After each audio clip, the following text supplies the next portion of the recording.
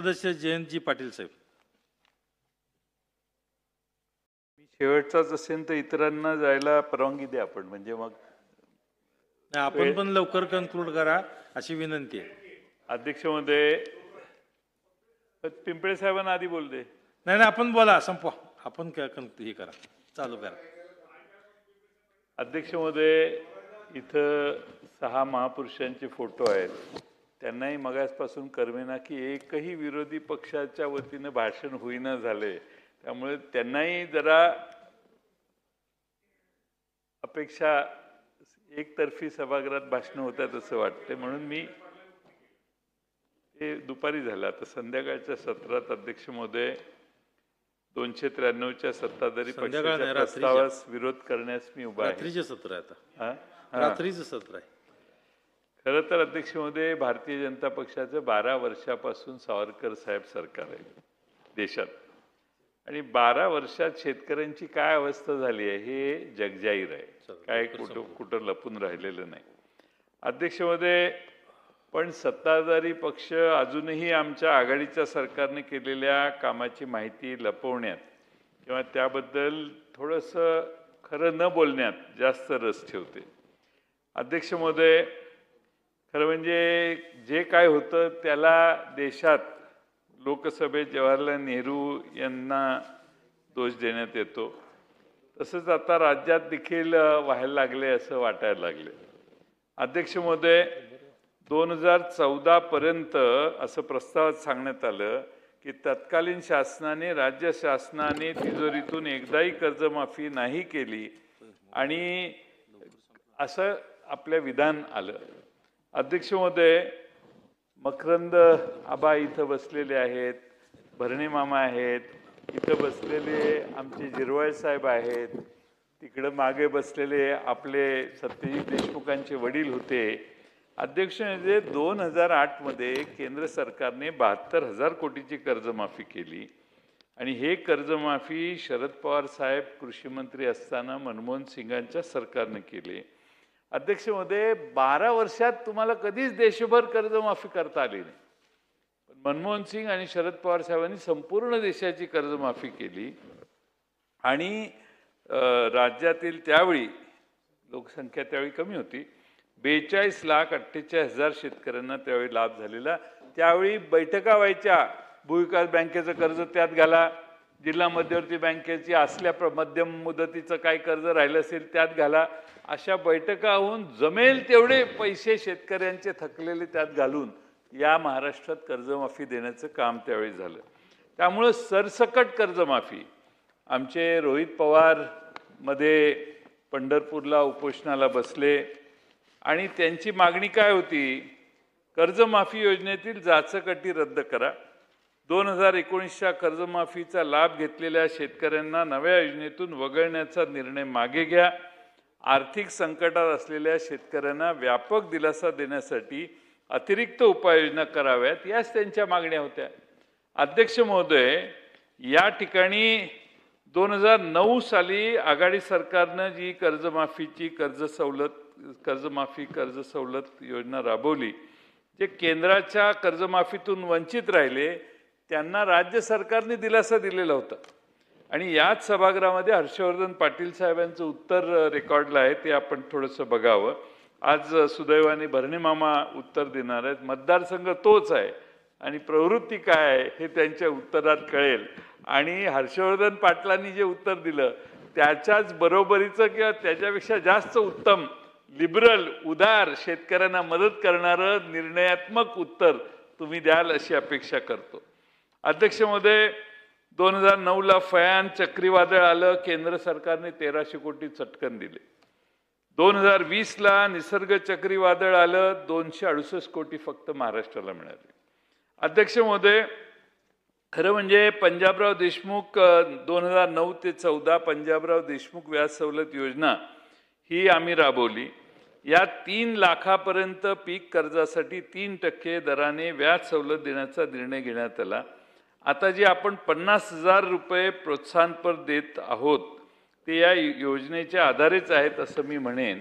अध्यक्ष महोदय, एक थोडासा रिसर्च कमी पडलाय, थोडासा AIचं धोरण आपण राबवत आहे, तर AIचा उपयोग केला असता तर ही सगळी माहिती तुम्हाला आली असती आणि कोणताही फेक नरेटिव्ह उभा करण्याचं काम झालं नसतं. अध्यक्ष महोदय, सत्ताधाऱ्यांना आम्ही 2014च्या आधी काय केलं हे सांगणं गरजेचं आहे. आमचं सरकार होतं त्यावेळी, कारण काय यांनीच सगळं केलं असं चित्र जे तयार करतायत ते थोडंसं तुम्ही तर आमच्या फार जवळून आमच्याबरोबर काम केलं, तुम्हाला हे सगळं माहिती आहे. पण सावरकरांच्यासाठी फक्त भाषण आहे, बाकीच्या सगळ्यांना इथं बसलेल्यांना मागच्या सरकारांनी काय केलं हे बहुतेक माहिती आहे. अध्यक्ष महोदय, देशात महाराष्ट्रानं पहिली स्वतंत्र वॉटर पॉलिसी आम्ही केली. अध्यक्ष महोदय, गव्हर्नन्समध्ये महाराष्ट्र हा या देशातलं पहिलं राज्य होतं. पहिली पॉलिसी गव्हर्नन्सची महाराष्ट्रानं मांडली. क्लाउड कम्प्युटिंगचे केंद्र पहिलं महाराष्ट्राने उभं केलं. पाणी संस्थांना 13% रिफंड पैसे द्यायचं काम आम्हीच केलं. डिस्ट्रिक्ट कन्झ्युमर कोर्ट सुरू करणारं देशात आमचं पहिलं महाराष्ट्र राज्य होतं.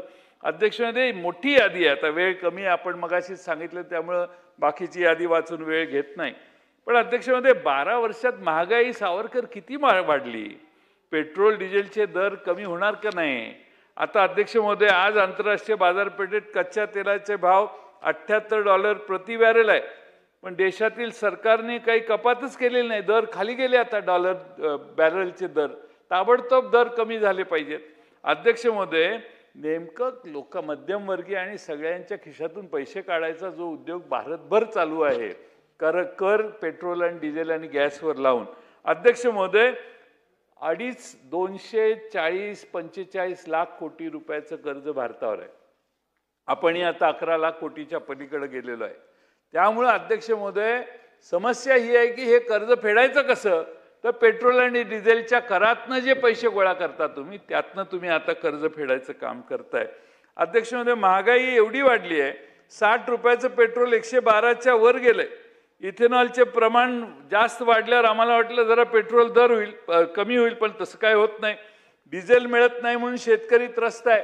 डिझेलला, आपल्या ट्रॅक्टरला डिझेल घालायला अनेक ठिकाणी रांगा लावून माणसं भेंडाळली, पण अध्यक्ष महोदय, डिझेल मिळत नाही अशी परिस्थिती आहे. महाग तर डिझेल झालेलंच आहे.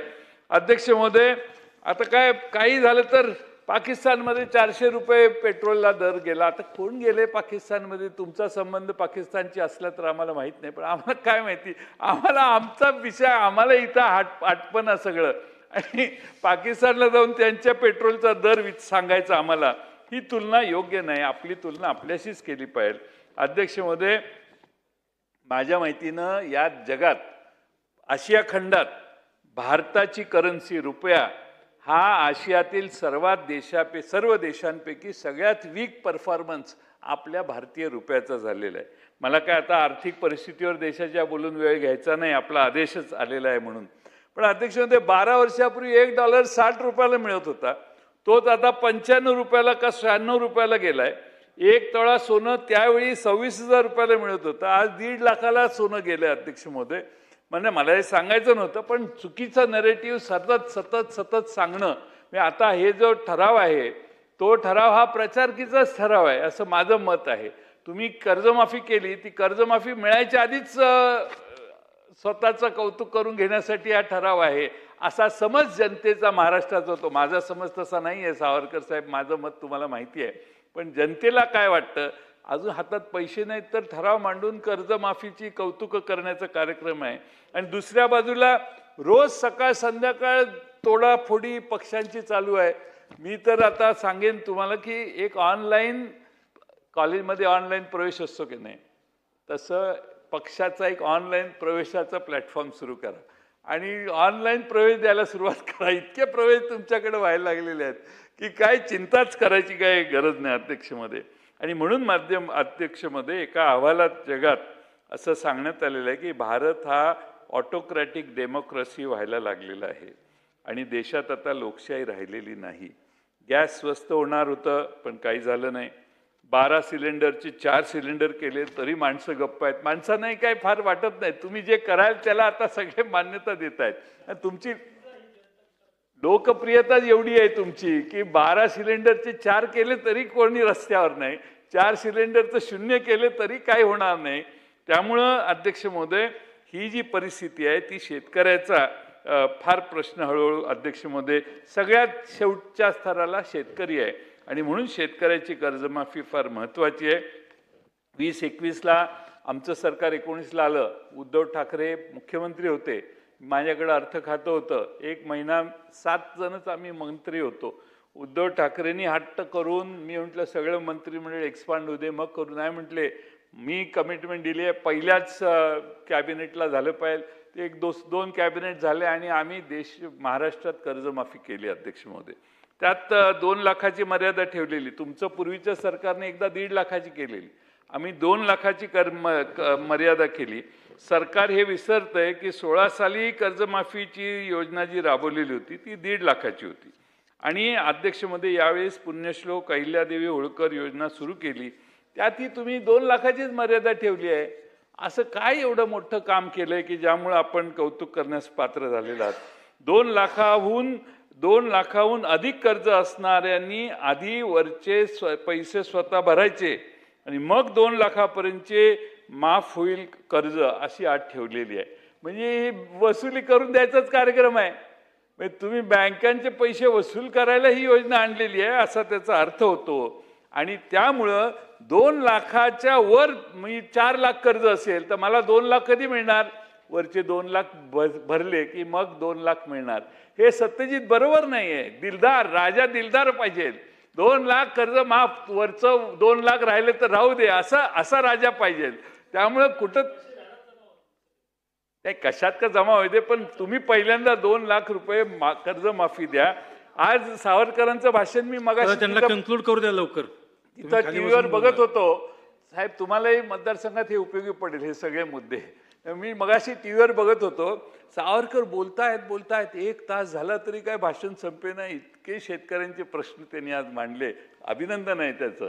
पण चांगले भाषण, आम्ही ऐकतच होतो त्यांचं भाषण. त्यामुळे अध्यक्ष महोदय, मी एवढीच विनंती करेन की मी खरं म्हणजे राज्याला एवढं कर्ज झालंय, 30-35 हजार कोटी कर्ज काढा आणि विषय संपून टाका ना. सगळ्या शेतकऱ्यांना दिलदारपणाने आपण कर्जमाफी द्यावी. आमच्याकडे तुम्हाला माहिती आहे का नाही, तुमच्या गावाकडून येत असेल, 86,000 कोटीचा शक्तिपीठ मार्ग आहे, आता 1 लाख कोटी रुपयापर्यंत पोचलेला आहे. आणि आमदार मागेल तिकडं तो असा फिरतोय शक्तिपीठ महामार्ग. म्हणजे तो गावातले छोटे जिल्हा परिषदेचे रस्ते जसे आहेत तसा तो शक्तिपीठ महामार्ग असा वळून वर खाली जातोय. आणि त्यामुळं पैसे आहेत, पैसे नाही तसं नाही, मग शेतकऱ्यांना का देत नाही, हा खरा म्हणजे अध्यक्ष महोदय प्रश्न आहे. खरं म्हणजे तुमची कमिटमेंट काय होती? 7-12 कोरा करतो. एकदा कोरा नाही, कोरा कोरा कोरा, हे माननीय मुख्यमंत्र्यांची भाषणातले शब्द आहेत. विधानसभेच्या निवडणुकीत ज्यावेळी लोकसभेत आम्हाला जरा बऱ्यापैकी मतं पडली, त्यावेळी तुम्ही म्हणजे कपडेच फक्त राहिलेले, बाकी सगळं देऊन टाकलेलं तुम्ही. त्यामुळं सगळ्या गोष्टींच्या कमिटमेंट महाराष्ट्राला झाल्या. त्यात कोरा कोरा कोरा कर्ज 7-12 करू हे तुमचं आश्वासन होतं. जाहीरनाम्यात किती गोष्टी केल्या वगैरे त्यात खोलात जात नाही, वेळ कमी आहे, ते कापून टाकतो. पण अध्यक्ष महोदय, कापूस उत्पादकता मिशन अंतर्गत या प्रस्तावात केंद्र स्थापन करण्याचे प्रयोजन सरकारने काही जिल्ह्यामध्ये केले. चांगली कल्पना आहे, पण वास्तविकता काय आहे? 24-25च्या तुलनेत 25-26ला कपाशीच्या शेतीमध्ये 2.5 लाख हेक्टरने विदर्भामध्ये कापूस कमी झाला. 2.5 लाख हेक्टरने. काही कारणं आहेत का, ते शोधायला पाहिजे. 2018 साली 1 क्विंटल कापसाला 3,500 रुपये खर्च यायचा, आज 5-6 हजार रुपये खर्च यायला लागला. DAPची बॅग 50 रुपये किलोची 18 साली होती, ती 1200ला गेली. अद्याप 50 किलोची बॅग 2018 साली 1200 रुपयाला होती, ती आता 1350-1400 रुपयाला. खताची 50 किलोची बॅग 1100 रुपयाला होती, ती आज 1800 रुपयापर्यंत गेली. युद्धामुळे किमती वाढल्या, ठीक आहे, पण अध्यक्ष महोदय, वाढलेल्या किमती कधी कमी झाल्यात ही भारतात आता मागच्या 12 वर्षात लोक विसरलेली आहेत. एकीकडे कपाशीचा खर्च वाढला, दुसरीकडे केंद्र सरकारने 11% इम्पोर्ट ड्युटी माफ करून टाकलेली आहे. म्हणजे विदर्भातल्या कापूस उत्पादकाला पूर्ण झोपवण्याचं काम अमेरिकेचा कापूस आल्यावर होणार आहे. त्याला इम्पोर्ट ड्युटी 0% करून तुम्ही विदर्भातल्या जनतेचा विश्वासघात केलेला आहे असं मला वाटतं. आपण विदर्भातले आहात, आपणही शेतकऱ्यांना विचारा, बरं होईल का रे इम्पोर्ट ड्युटी रद्द केली तर? एखाद्या सभेत भाषणात हा प्रश्न विचारून बघा. संपवा पाटील साहेब. नाही, शेवटचंच पान आहे अजून, लवकर संपवतो. आपला आदेश आहे त्यामुळे मी लवकर संपवणार आहे, पण ते बोलले म्हणून मी थांबलो. नाही तर विनंती आहे. नाही, माझी विनंती आहे, शेवटचं ऐकून घ्या. म्हणजे काय आहे की रेकॉर्डला 2 मिनिटात संपव. किती 15 मिनिटात? नाही 2 मिनिटात संपव. 2-3 मिनिटात. नाही 2 मिनिटात संपणार नाही, पण घ्या, 4 मिनिटात आपण चालू करा. अध्यक्ष महोदय, मी या ठिकाणी सरकारला एवढीच विनंती करेन की खरं म्हणजे या शेतकऱ्यांच्या आत्महत्या थांबत नाही आहेत. 22 साली एकनाथ शिंदेनी काय सांगितलं? आम्ही महाराष्ट्र शेतकरी आत्महत्या मुक्त करू. आज रोज 8 शेतकरी आत्महत्या करतात. लातूरमधल्या एका शेतकऱ्याचा बैल दगावला, लगेच आपण त्याला बैल दिला, 2 दिवसांनी तो बैल मेला. अध्यक्ष महोदय, सरकारने 2 दिवसात बैल गेला. सरकारने करायची असेल मदत तर जरा धडधाकट तरी बैल द्यायचा. अध्यक्ष महोदय, पानंद रस्ते, बळीराजा पानंद रस्ते चांगली योजना आहे. एक योजना आता मातोश्री ग्रामसमृद्ध पानंद योजना आहे. योजना सगळ्या पेपरवरच आहेत, घोषणा मोठ्या पेपरवरच आहेत. एक उदाहरण देतो, कोल्हापूर जिल्ह्यात 2021 पासून आत्तापर्यंत या योजनेअंतर्गत 2290 कामं मंजूर झाली, फक्त 296 कामं सुरू झालेली आहेत. का असं होतंय? आपण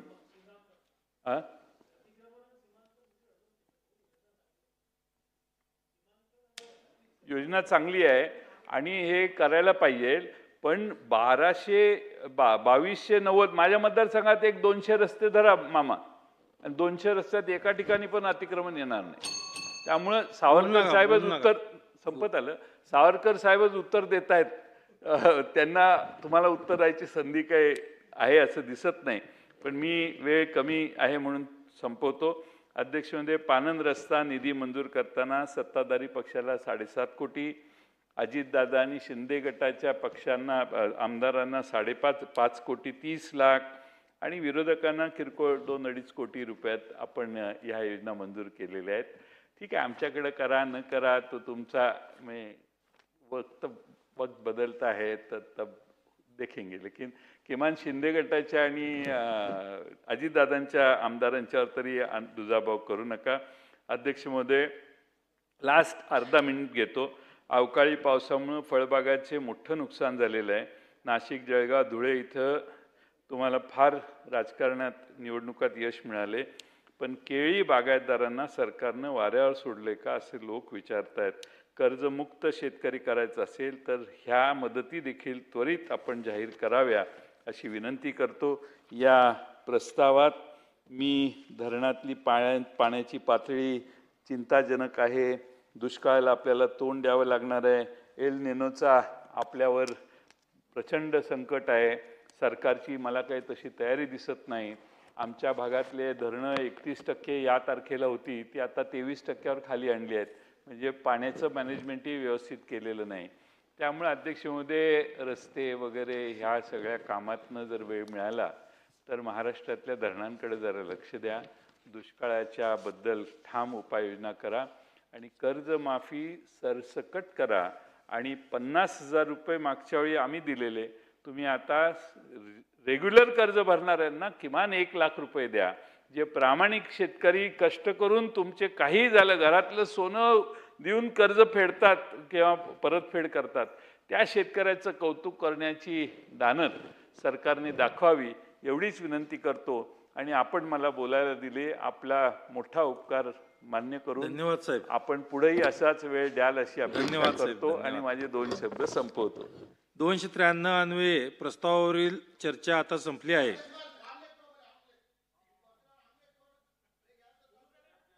चला आता पुढे जाऊ. हरीश भाऊ, पुढे घेऊ आता.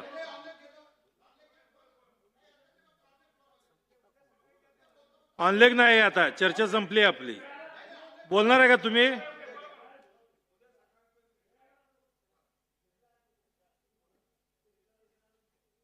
बोलणार आहे का आपण ऑनलाईन ठेवून हा, ठीक आहे लवकर करा अध्यक्ष महाराज लवकर कन्क्लूड करा हरीश भाऊ नाही मी लवकर नाही करत नाही, चला अध्यक्ष संपवा चला अध्यक्ष महाराज 293 सत्ता पक्षाचा शेतकऱ्यांचा जो प्रस्ताव आणलाय त्यावर मी बोलायला उभा आहे. अध्यक्ष महाराज मला 17 वर्ष झाले आमदार होऊन 9, 14, 19 आणि 24 आणि यामध्ये फक्त पक्ष बदलले कधी काँग्रेस राष्ट्रवादी होती कधी भाजप शिवसेना होती फक्त साईड बदलल्या बाकडे काय पण शेतकऱ्याच्या विषयी या चर्चा आल्या 50 अधिवेशन झाले मायवाले हे 50 आहे 50 वेळा शेतकऱ्याचे अधिवेशन हे चर्चा आल्या पण शेतकऱ्याच्या आत्महत्या शेतकऱ्याची परिस्थिती सुधारत नाही. आपण कर्जमाफी केली आता ज्येष्ठ सदस्य जयंतरावजी निघून गेले यांच्या पक्षाचे बी टी देशमुख साहेब मी विदर्भात होतो म्हणून सांगतो ते आता त्यांचा 2 दिवस पहिले स्वर्गवास झाला. त्यांनी विदर्भाचा बॅकलॉग सत्ता पक्षात असून त्यांनी मांडला. स्वर्गीय तुकारामभाऊ बिडकर हे 14 ते 9 आमदार होते त्यावेळेस स्वर्गीय अजितदादा हे जलसंपदा मंत्री होते आणि जयंतरावजी अर्थमंत्री होते. माया मतदारसंघात यांना धरणं इलेक्शन पाहून मंजूर करून घेतले आणि 3 डॅम मंजूर केले एक मंगळूर कांबे एक रोना एक असे 3 मंजूर पारत गुंगशी साहेब सत्ता पक्षात 10 वर्ष आम्ही विरोधात होतो 1 रुपया यांनी मला दिला नाही. मान्य देवेंद्रजी आले ते काम आम्ही पूर्ण केलं तरी आता माझं रोण्याचं धरण राहिलं आहे ज्याची किंमत मूळ 90 कोटी होती त्याला आता 1700 कोटी झालेली आहे. अजूनही त्याच्यावर मला पैसे पाहिजे.